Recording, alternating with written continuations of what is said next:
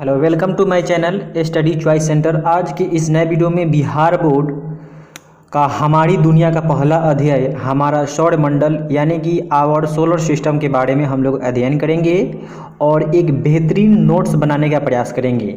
इससे पहले आप हमारे चैनल पर पहली बार विजिट किए हैं तो चैनल को सब्सक्राइब कर लीजिए और बेल आइकन को जो ऑन कर लीजिएगा ताकि आने वाले वीडियो का नोटिफिकेशन आपको मिलता रहे। चलिए इसी के साथ मैं वीडियो को प्रारंभ करता हूं और बारी बारी से आप कलम और कॉपी की सहायता से इस नोट्स को अपने कॉपी में उतारने का प्रयास जरूर सभी करेंगे। देखिए, सबसे पहला हमारा है कि हमारा सौरमंडल, और सौरमंडल में सबसे पहले हमें पढ़ना है मुखिया के बारे में। तो सौरमंडल का मुखिया कौन होता है? तो सौरमंडल का मुखिया होता है सूर्य। तो यहाँ पे टॉपिक देके लिखेंगे सूर्य सौर परिवार का मुखिया है। यह परिवार का सबसे बड़ा एवं प्रमुख सदस्य है।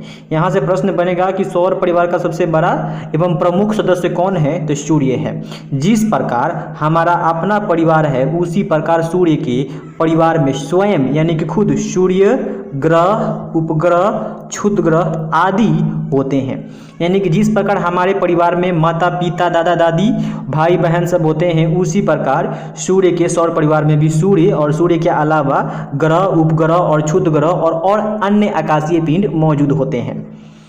अगला हमारा तीर का निशान है कि सौर परिवार के सभी सदस्य प्रायः सूर्य के प्रकाश से प्रकाशित होते हैं, अर्थात सूर्य एक तारा है। यहाँ से प्रश्न बन सकता है कि सूर्य क्या है? तो सूर्य एक तारा है। अगला है सौर प्रज्वाल। सौर प्रज्वाल किसे बोलते हैं? तो दूरबीन से देखने पर सूर्य की सतह से उठती हुई आग की लपेटें दिखाई देती है। यदि हम सूर्य को दूरबीन से देखेंगे तो उससे क्या होगा? देखने से आग की लपेटें दिखाई देगी सूर्य की सतह पर, उसे हम लोग सौर प्रज्वाल कहते हैं। हमारी पृथ्वी से सूर्य कई गुना बड़ा है। हमारी पृथ्वी से सूर्य क्या है? कई गुना बड़ा है। एग्जाम्पल दिया है, अगर हम सूर्य को क्रिकेट का गेंद माने तो हमारी पृथ्वी जो है राई के दाने के बराबर होगी। राई के दाना देखे होंगे सरसों, उसके बराबर पृथ्वी नजर आएगी। इसी प्रकार अगला टॉपिक हमारा है ग्रहों के परिचय। ग्रहों के परिचय यानी कि इंट्रोडक्शन ऑफ प्लैनेट। इसको समझ लेते हैं। तो ग्रह होता क्या है इसका टॉपिक देख लिखेंगे कि वैसा आकाशीय पिंड जो सूर्य का चक्कर लगाते हैं उसे ग्रह कहा जाता है यानी कि प्लैनेट कहा जाता है। इसमें स्वयं प्रकाश नहीं होता है यानी कि इसका खुद का प्रकाश नहीं होता है। यह सूर्य के प्रकाश से प्रकाशित होते हैं। किसके द्वारा प्रकाशित होते हैं? तो सूर्य के प्रकाश से ये प्रकाशित होते हैं। ग्रहों की संख्या वर्तमान में 8 है। कितना है ग्रहों की संख्या? वर्तमान समय में ग्रहों की संख्या 8 है, जो निम्न है: बुध, शुक्र, पृथ्वी, मंगल, बृहस्पति, शनि, अरुण, वरुण। ये सब क्या हैं? 8 ग्रह हैं जो वर्तमान समय में हैं। अगला है कि सभी ग्रह एक निश्चित दूरी बनाकर सूर्य के चारों ओर चक्कर लगाते हैं। एक निश्चित दूरी बनाकर क्या करते हैं? सूर्य के चारों ओर चक्कर लगाते हैं। सूर्य के सबसे निकटतम बुध ग्रह है। सबसे निकटतम कौन सा ग्रह है? तो बुध ग्रह है, इसलिए इसमें अधिक चमक होती है। मंगल ग्रह लाल रंग के होने के कारण इसे लाल ग्रह भी कहा जाता है। इसमें रेड ऑक्साइड की मात्रा क्या है? अधिक है, इसलिए हम इसे क्या बोलते हैं? लाल ग्रह भी बोलते हैं। अगला देखिए, अगला हमारा है सौरमंडल का एक यहाँ पे चित्र दिया गया है। तो सौरमंडल में मैंने बताया कि सौर परिवार में सूर्य स्वयं और उसके अलावा ग्रह, उपग्रह एवं क्षुद्रग्रह भी सम्मिलित होते हैं। तो ये रहा हमारा बीच में क्या है? सूर्य है, और सूर्य के जो है चारों ओर एक वृत्तीय कक्षा बनाया गया है। अलग अलग जो है ग्रहों का एक वृत्तीय कक्षा बनाया गया है, जिसमें बुध है, शुक्र है, उसके बाद पृथ्वी है, मंगल है, बृहस्पति है, शनि है, और आपका नीचे क्या होगा? अरुण, वरुण होगा। यहाँ पे दिया गया है अरुण को, यहाँ पे दिया गया है वरुण को। यहाँ पे वरुण है। तो सबसे पूछेगा यहाँ से पहला प्रश्न कि सबसे नजदीक ग्रह कौन है? तो बुध है। अब दूसरा पूछेगा सबसे दूर ग्रह कौन है? तो वरुण है। इसके अलावा आप जान चुके हैं कि मंगल ग्रह को हम लोग लाल ग्रह भी कहते हैं, ठीक। और सांझ या भोर का तारा किसे कहा जाता है? तो शुक्र ग्रह को कहते हैं। इसको भी नोट कर लीजिएगा। अगला हमारा है इसमें कि पृथ्वी का वाहन किसे कहते हैं? पृथ्वी का वाहन किसे कहते हैं? तो शुक्र ग्रह को ही हम पृथ्वी का वाहन कहते हैं। अगला पॉइंट है शुक्र ग्रह और अरुण ग्रह दो वैसा ग्रह हैं जो अन्य ग्रहों के घूमने की दिशा में ना घूमकर उल्टी दिशा में घूमते हैं। जो हमारा शुक्र ग्रह है और अरुण ग्रह है, यानी कि 2 नंबर, याद कर लीजिएगा, पहले से 2 नंबर और लास्ट वाले से 2 नंबर। तो 2 नंबर आदमी क्या करता है, उल्टा काम करता है।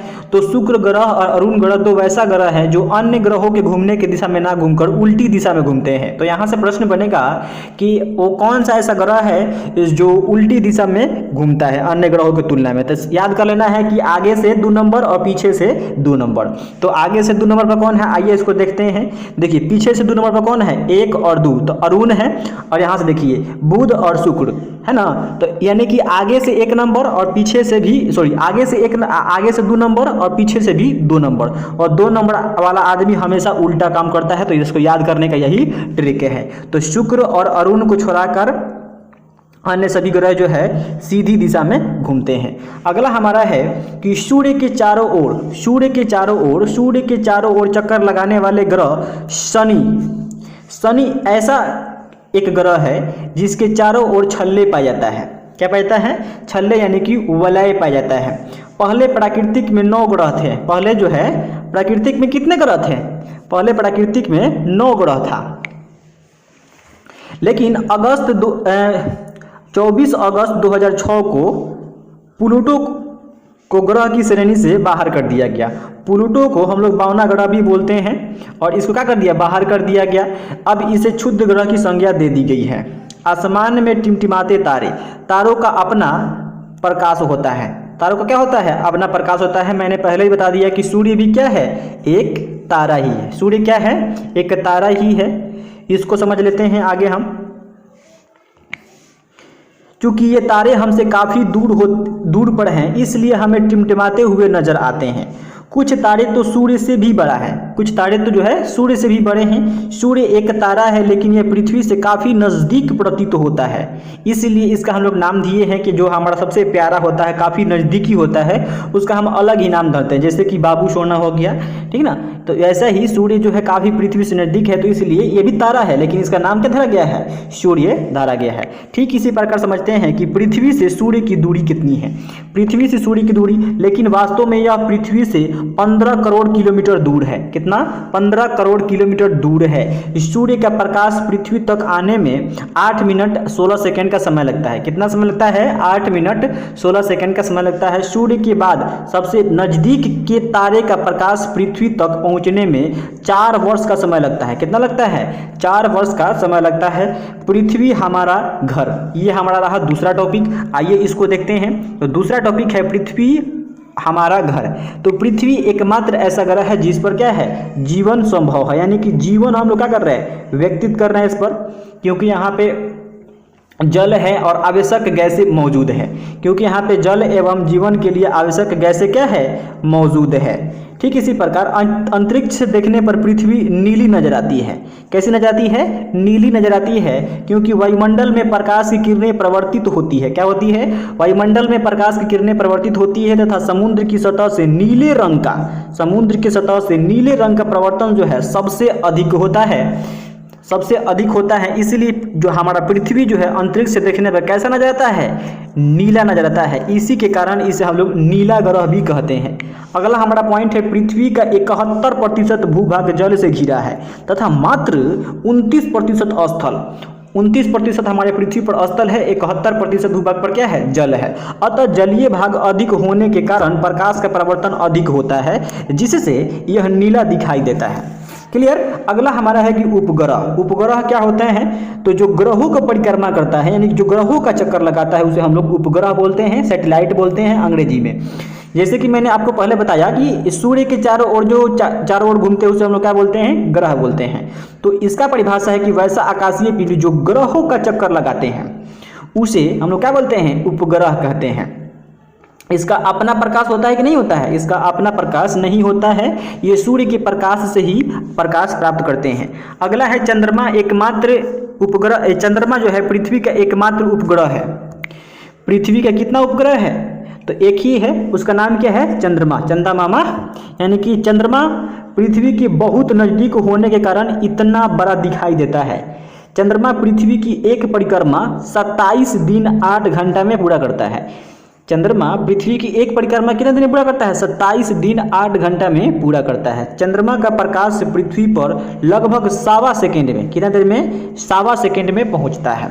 ठीक इसी प्रकार चंद्रमा अपने अक्ष पर, जैसे कि हो गया, आपको पता है कि चंद्रमा जो है अपने अक्ष पर 27 दिन 8 घंटा में ही एक बार घूम जाता है, एक बार जो है घूम जाता है। इसलिए सदैव हमेशा यानी कि चंद्रमा का हमें एक ही चेहरा दिखाई देता है, जब देखेंगे तब उसका एक ही चेहरा हमें दिखाई पड़ता है।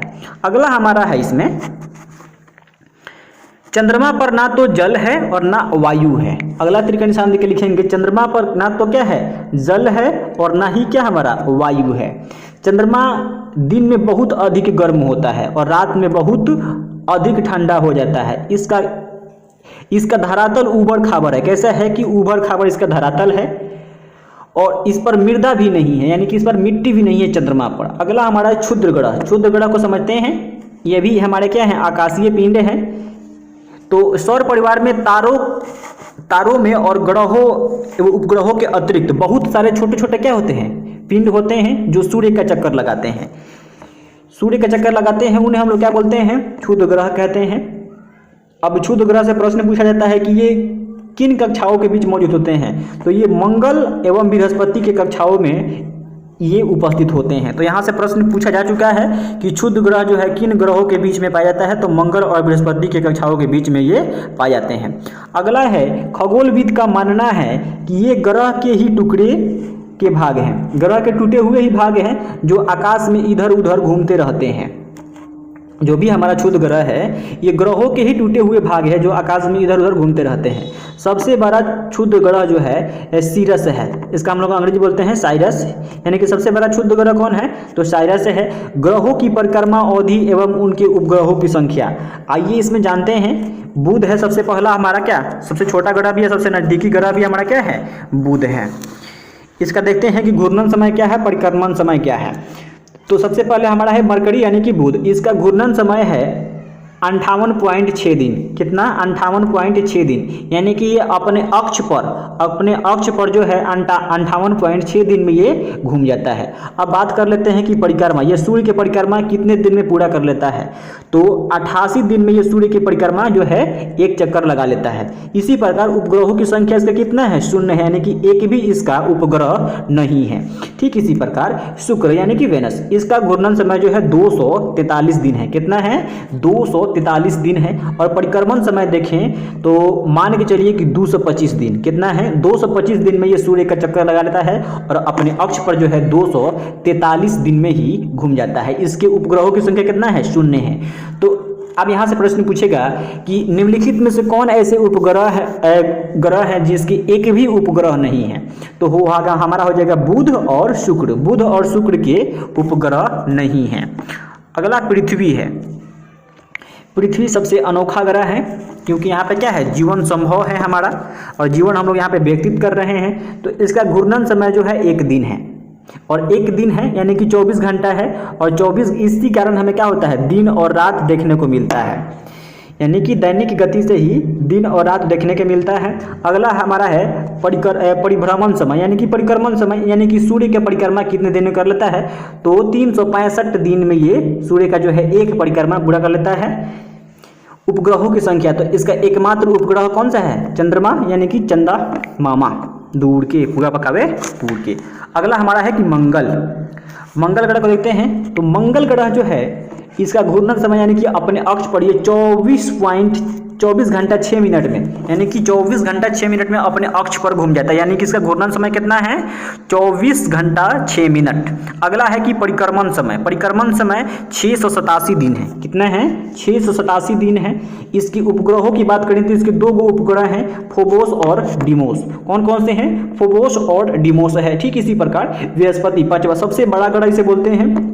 सबसे बड़ा ग्रह कौन है? तो जुपिटर यानी कि बृहस्पति। इसको समझते हैं कि इसके घूर्णन समय कितना है।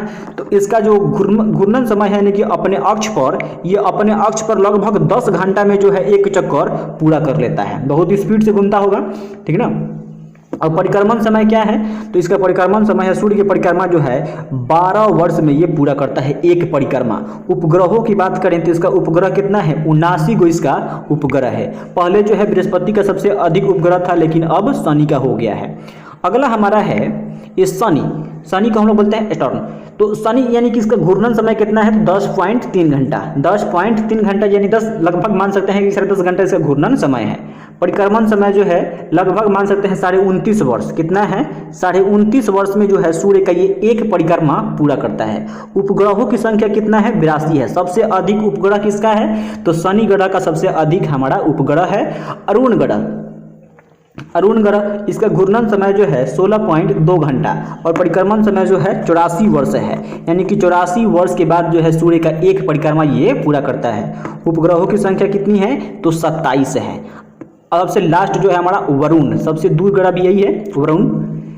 देखिए वरुण का घूर्णन समय है 18.5 घंटा, 18.5 घंटा और परिक्रमण समय देखा जाए तो 165 वर्ष, यानी कि 165 वर्ष में एक बार ये सूर्य का चक्कर लगाता है और अपने अक्ष पर जो है 18.5 ही घंटा में घूम जाता है। उपग्रहों की संख्या बात करें तो उपग्रहों की संख्या कितना है, 13 है। ठीक, अगला हमारा प्रश्न है, अगला टॉपिक हमारा है कि कभी कभी आकाश से टूटकर गिरते हुए तारे दिखाई देते हैं। कभी कभी आकाश से टूटकर गिरते हुए तारे दिखाई देते हैं। ये वास्तव में तारे होते हैं कि नहीं होते हैं, ये तारे नहीं होते हैं, ये पत्थर के छोटे छोटे टुकड़े होते हैं जो सूर्य के चारों ओर चक्कर लगाने वाले पिंडों से टूटकर गिरते हैं। जो सूर्य के चारों ओर जो पिंड चक्कर लगा रहा है उसी से टूटकर ये गिरते हैं। इसे उल्का पिंड कहा जाता है। क्या कहा जाता है, उल्का पिंड कहा जाता है। टूट के गिरने की प्रक्रिया में आपको पता है कि वायु के साथ घर्षण के कारण ये गर्म होकर जल जाते हैं। जिस प्रकार प्रकाश उत्पन्न होता है, कई बार ये बिना जले पृथ्वी पर गिर जाते हैं, यानी कि बिना जले हुए गिर जाते हैं, जिससे धरातल पर क्या हो गया है, गड्ढा हो गया, बड़ा बड़ा गड्ढा भी हुआ है। उस गड्ढा का नाम भी है जो अगले वीडियो में हम लोग समझेंगे। अगला हमारा है कि आकाशगंगा। आकाशगंगा क्या होता है, तो आकाश में कहीं कहीं रास्ते की तरह दूर तक असंख्य तारों की फैली चौड़ी सफेद चमकदार पट्टी होती है। इसे ही आकाशगंगा कहा गया है। आकाश में प्रकाश की एक बहती नदी की तरह कल्पना किया गया है, इसलिए इसे हम लोग क्या बोलते हैं, तारों की नदी बोलते हैं। क्या बोलते हैं, तारों की नदी बोलते हैं। सबसे महत्वपूर्ण पॉइंट, हमारी आकाशगंगा का नाम क्या है, तो हमारी आकाशगंगा का नाम है मिल्की वे। अगर हिंदी में पूछेगा तो बोलेंगे दूध मेखला। हमारी आकाशगंगा का नाम क्या है दोस्तों, तो मिल्की वे, यानी कि दूध मेखला हिंदी में। तो तारों के समूह को हम लोग क्या बोलते हैं, आकाशगंगा बोलते हैं। तो यहाँ पे आ गया सप्तर्षि तारों का समूह। इसको समझते हैं कि उत्तर दिशा में सात तारों का एक समूह नजर आता है, जिसे सप्तर्षि के नाम से जाना जाता है। अब यह दो प्रकार का होता है, एक जो है बृहद सप्तर्षि और दूसरा क्या हमारा लघु सप्तर्षि। क्लियर। अगला है कि भारतीय विद्वानों ने इसका नामकरण ऋषियों के नाम पर किया है। भारतीय जो विद्वान हैं खगोलविद के, इसका नाम जो है ऋषियों के नाम पर किया है। ऋतु हो गया, पुलह हो गया, पुलत्सय हो गया, अत्रि हो गया, वरिष्ठ हो गया, अंगिरा हो गया एवं मरीचि हो गया। तो इसका नामकरण किस पर किया गया है, भारतीय विद्वानों ने इसका नामकरण जो है ऋषियों के नाम पर किया है। ठीक इसी प्रकार यूनानी ग्रंथों में इसे alpha, beta, gamma, delta, epsilon एवं जेटा कहा गया है। यूनानी ग्रंथों में अल्फा, बीटा, गामा, डेटा ऐसा इसका नामकरण दिया गया है। ऋतु एवं पुल को मिलाने वाली रेखा उत्तर दिशा का सूचक है। किसका सूचक है, जैसे कि मान लीजिए यहाँ पे ऋतु है हमारा, क्या है, और यहाँ पे हमारा पुल है, तो इसको मिलाने वाली रेखा जो है उत्तर दिशा का सूचक है। यहाँ से प्रश्न पूछ सकता है ध्रुव तारा। तो ध्रुव तारा क्या होता है, तो ध्रुव तारा देखिए ये एक स्थिर तारा है। यह एक स्थिर तारा है। यह उत्तरी गोलार्ध में पृथ्वी की उत्तरी अक्ष पर अवस्थित है।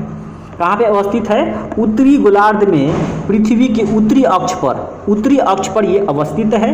विषुवत रेखा पर किसी भी स्थान से देखने पर ध्रुव तारा क्षितिज पर दिखाई पड़ता है। कहाँ दिखाई पड़ता है, क्षितिज पर दिखाई पड़ता है। जैसे जैसे हम ध्रुवों की ओर बढ़ते हैं, किसकी ओर बढ़ते हैं, ध्रुवों की ओर बढ़ते हैं, क्षितिज से उसकी ऊंचाई बढ़ने लगती है। उसकी ऊंचाई क्या होती है? बढ़ने लगती है। क्षितिज से ध्रुव तारा की ऊंचाई जितनी डिग्री होगी उस स्थान से अक्षांश भी उतना ही डिग्री होगा। तो यहाँ से प्रश्न पूछेगा कि मान लीजिए कि क्षितिज से ध्रुव तारा की ऊंचाई जो है 60 डिग्री है। कितना है? 60 डिग्री है।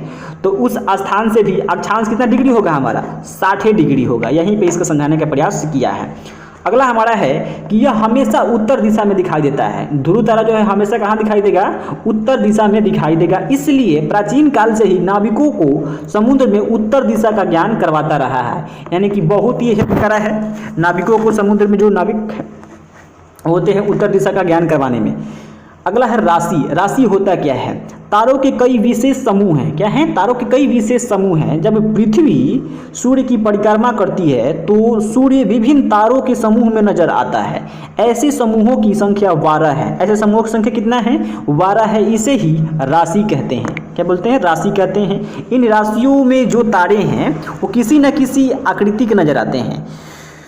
राशि कितना है? तो 12 राशि है। इन राशियों में जो तारे हैं वो किसी न किसी आकृति के नजर आते हैं। उन्हीं आकृतियों के नाम पर इन राशियों का नाम दिया गया है। जैसे कि हमारा मेष हो गया, वृष हो गया, मिथुन, कर्क, सिंह, कन्या, तुला, वृश्चिक, धनु, मकर, कुंभ तथा मीन। तो हमारा राशि कितना है? 12 है। अब आया हमारा अगला टॉपिक नक्षत्र। नक्षत्र क्या होता है इसको समझ लेते हैं। देखिए, पृथ्वी के चारों ओर विभिन्न तारों का समुदाय है। क्या है? विभिन्न तारों का समुदाय है जिसकी संख्या 27 है। कितनी है? नक्षत्रों की संख्या कितनी है? 27 है। चांद को पृथ्वी की परिक्रमा करने के दौरान किसी न किसी तारों के इन समूहों के सामने से गुजरना पड़ता है।